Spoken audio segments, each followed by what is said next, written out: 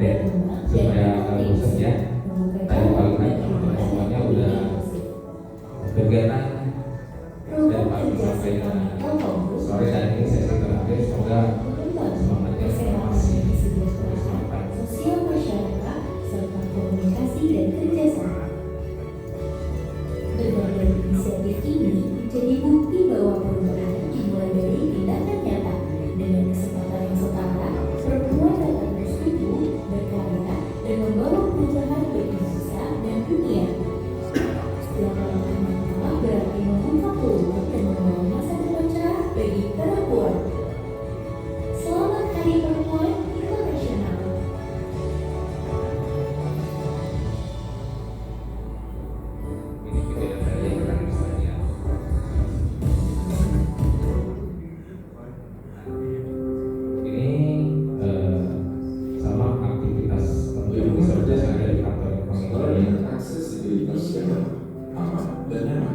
Menjadi komitmen Infomedia dalam menghadirkan inklusivitas bagi seluruh insan Infomedia.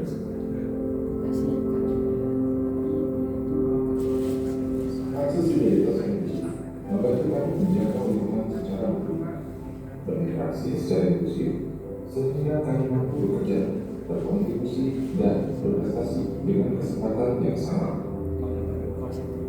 Inklusivitas informasi menjadikan kami terlibat dalam setiap interaksi dan beraktivitas dengan kepercayaan diri dalam lingkungan sosial.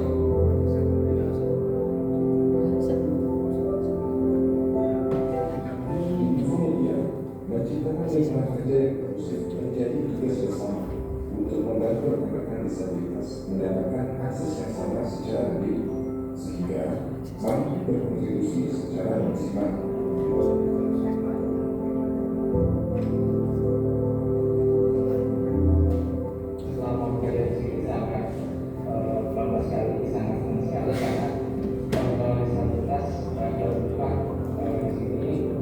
Dengan kesempatan sekarang bisa memberikan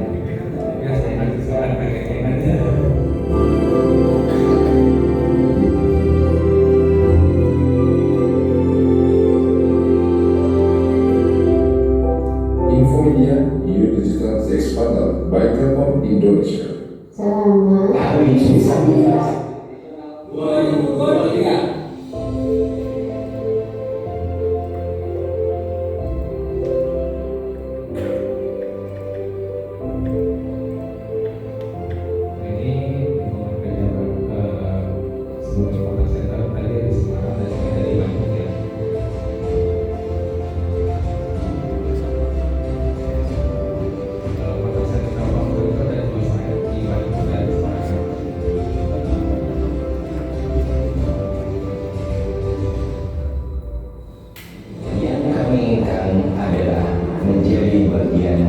Dari dunia sama seperti orang lain, kami semua harus menjadi tuan atas hidup kami sendiri.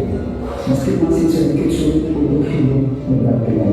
Karena kami terus-menerus dihadapkan pada batasan-batasan yang seharusnya tidak demikian.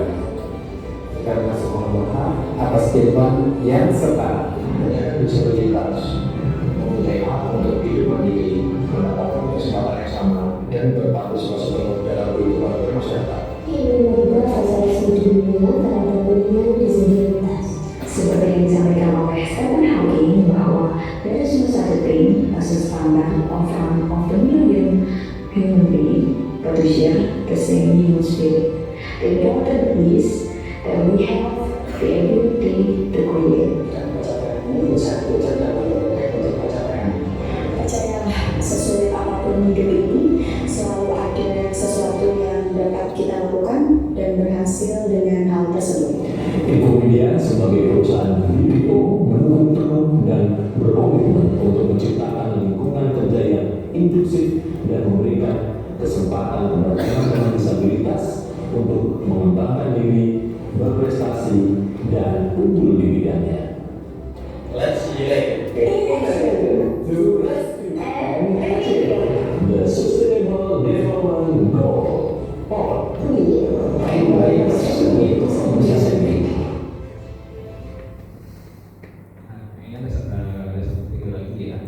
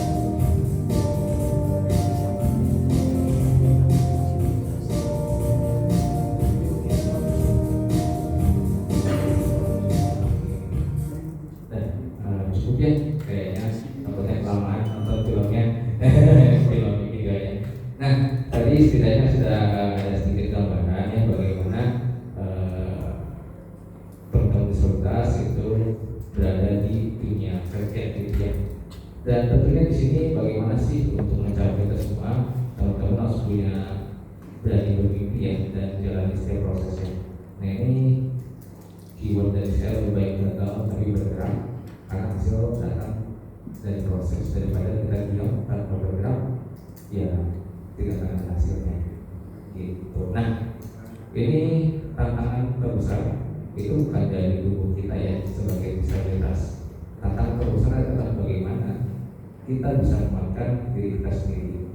Tentunya sih perjalanan ya itu pernah ditolak, pernah dimenangkan, pernah yang tidak mampu, dan pernah disalah sudah maksa. Tapi di sini saya belajar satu hal dari semua, yaitu bukan orang lain yang menentukan masa depan kita ya, tapi kita sendiri yang menentukannya.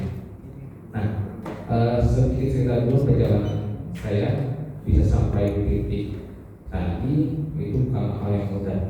Di sini saya seorang penyandang disabilitas karena suatu penyakit langka namanya spinal muscular atrophy, dan dari SD sampai dengan kuliah itu saya di sekolah umum, bukan di SMP, dan saat itu ya yang menjelang tahun 2008 itu belum ada istilah sekolah inklusi lah, atau masih istilah yang saat disabilitas atau difabel masih ada menggunakan undang-undang yang lama ya tahun 97. Nah sedikit singkat cerita, awal saya menjadi aktivis dan bisa bekerja di salah satu perusahaan yang tadi sudah ditampilkan itu saat tahun 2008. Saya menceritakan bagaimana proses ayah saya itu saat itu baca koran yang isinya tentang disabilitas gitu, tentang di Albert PCI, Himpunan Wanita Penyandang Disabilitas Indonesia dulu ya, kalau saya tahu ini. Nah saat itu ayah saya menyampaikan ini di situ kan ada kontaknya, hubungi siapa tahu masa depan kamu ada di situ. Dan ya saya hubungi dan disampaikan oleh ketuanya waktu bertemu, dan ketuanya menyampaikan ke saya apa sih minat kamu, apa kesukaan kamu. Ya saat itu sih masih muda, masih suka musik gitu ya, dan main drum. Ya saya senang main drum. Saat itu dibentuklah band yang terdiri dari yang disabilitas dan non-disabilitas. Dan saat itu 2 tahun rasanya mencari sesuatu sih, mencari uang dari ngeband itu, waduh itu sangat luar biasa. Bagaimana lo manggung di Cirebon, di Jakarta dan sebagainya, bagaimana mendapatkan uang itu dari hasil kerja itu sangat-sangat luar biasa gitu ya. Apalagi saat itu ya makanya nanti kalau teman-teman udah bisa berpenghasilan sendiri harus benar-benar bisa dijaga dan dirawat, karena untuk bisa menghasilkan itu ada kerja keras yang harus ada ininya gitu ya. Nah singkat lagi, saya disini tidak lagi ngeband. Saya masuk ke BIN di tahun 2013, dan di tahun 2013 itu saya belajar tentang apa sih disabilitas, bagaimana hak-haknya, bagaimana kebutuhan dari disabilitas itu sendiri. Di tahun 2014 saya ada informasi di Yogyakarta itu ada dibuka sebagai kontributor berita tentang disabilitas, melamar dan menerima, alhamdulillah. Jadi saya saat itu di tahun 2014 itu jadi wartawan, tapi untuk di wilayah Bandung. Nah selanjutnya dapat informasi lagi nih, tahun 2015 ada lowongan pekerjaan di Rumah Sakit Mata Channel, yang sebelumnya kalau tidak melalui informasi dari komunitas itu saya melamar itu sangat sulit sekali. Dan udah puluhan lebih lamaran saya kirimkan, tidak ada panggilan satupun untuk dipanggil sampai tahap interview. Nah, di tahun 2015 dibuka jalur untuk pegawai disabilitas di Rumah Sakit Mata Sentro. Ada 20 pelamar yang melamar pekerjaan dari disabilitas. Nah, saya ikut dan lolos sampai tahap interview dan itu sisa 4 orang. Sedihnya 2 orang keterima, 2 orang tidak terima termasuk saya gagal saat itu. Nah, dan kan sedih, sangat sedih banget karena pengalaman pertama saat saya melamar kerja sampai tahap proses psikotes, tes dan sebagainya sampai interview itu baru pertama kali dan apa sih itu bisa menerima dan ternyata gagal, tapi ternyata Allah punya cara tersendiri untuk jalurnya gitu ya. Di tahun 2015 saat saya gagal keterima, saya punya mimpi, salah satu mimpi saya ingin ke Australia, ke Sydney. Nah, tanpa keajaiban ya, gagal di situ 3 bulan kemudian ada apply untuk beasiswa, alhamdulillah keterima dan setelah beasiswa berangkat ke Australia selama 1 bulan bersama teman-teman disabilitas yang ada di berbagai kota yang ada di Indonesia.